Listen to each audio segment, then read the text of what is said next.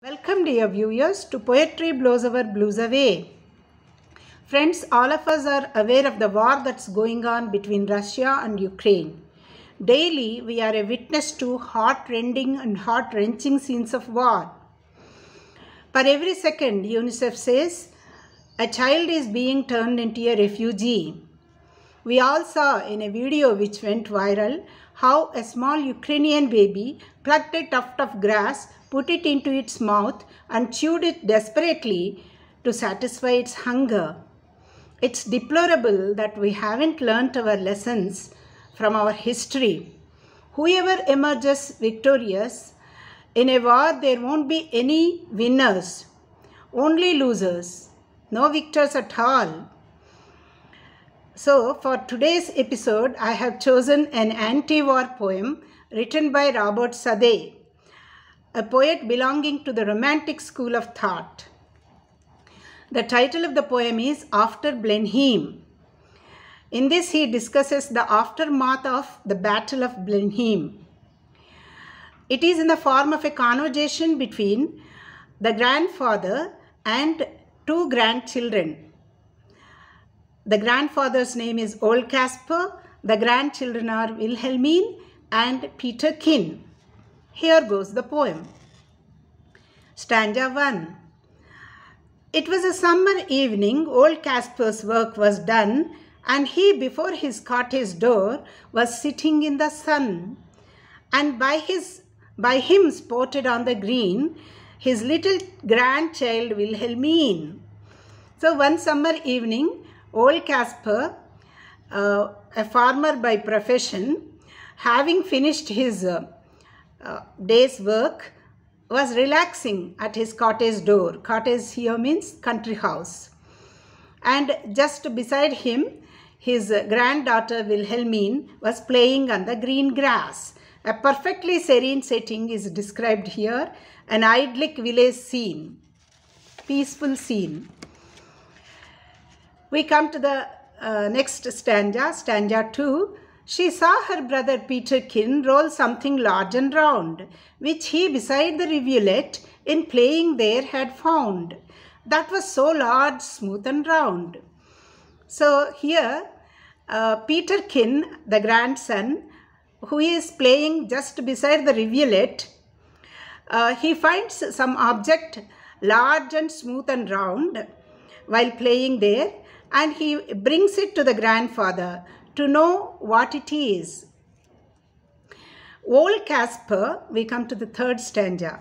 Old Kasper took it from the boy who stood expectant by, and then the old man shook his head and with a natural sigh, "It is some poor fellow's skull," said he, "who fell in the great victory." It is some poor fellow's skull, said he, who fell in the great victory.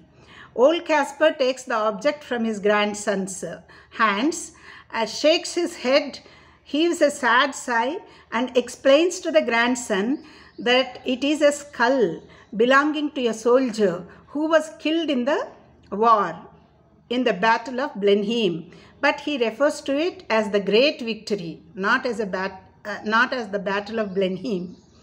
In the great victory, the soldier died. It belongs to that soldier. The skull belongs to the soldier, says the grandfather. Stanza 4. I find them in the garden, for there is many here about, and often when I go to plough, the ploughshare turns them out. For many thousand men, said he, were slain in the great victory. The grandfather says that many such skulls are found in his garden. When he ploughs the garden, his ploughshare turns them out, because thousands of men were killed in the battle, in that great victory. It was reported that about 36,000 men died in that war. Stanza 5. Now tell us what it was all about. Young Peterkin, he cries. Now tell us what it was all about. Young Peterkin, he cries, and little Wilhelmine looks up with wonder-waiting eyes.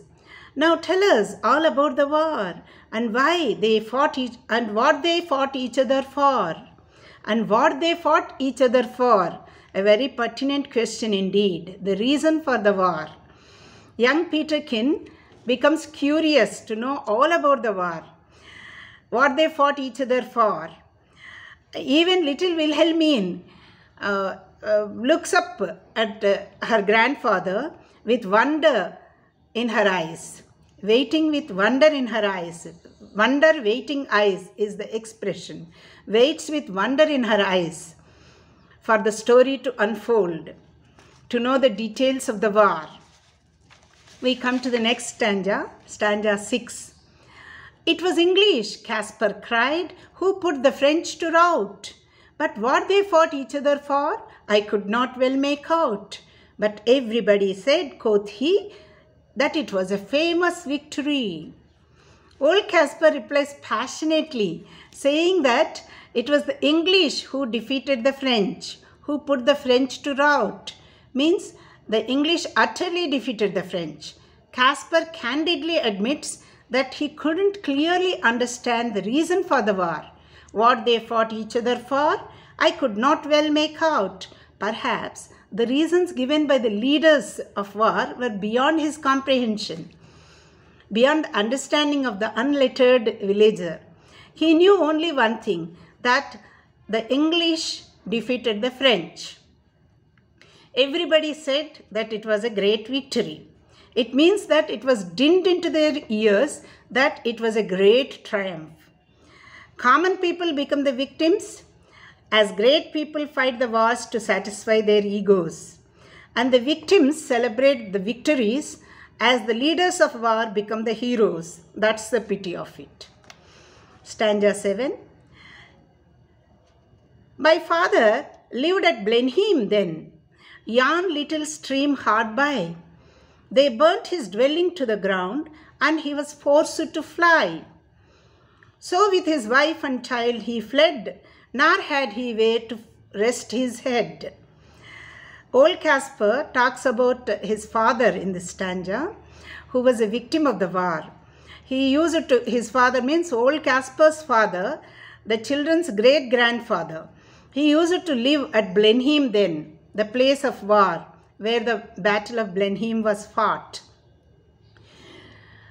His father's house was burnt to the ground, burnt completely, destroyed completely. And he was forced to flee, forced to run away, escape with his wife and son. The son is Old Kasper himself, our storyteller, the grandfather. Stanza 8. With fire and sword the country round was wasted far and wide, and many a childing mother then, and newborn baby died. But things like that, must be. At every famous victory, the whole countryside, the peaceful village was destroyed completely with fire and sword. And many a childing mother, means pregnant women, pregnant mothers, and many a newborn baby died in the war. The words Old Kasper utters next at the end of the stanza are poignant. But things like that, must be at every famous victory.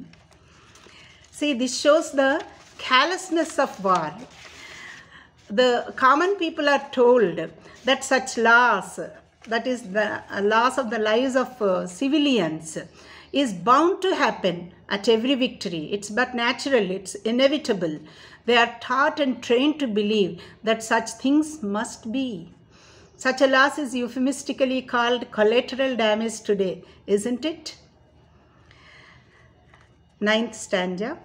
They say it was a shocking sight after the field was won, for many thousand bodies here lay rotting in the sun.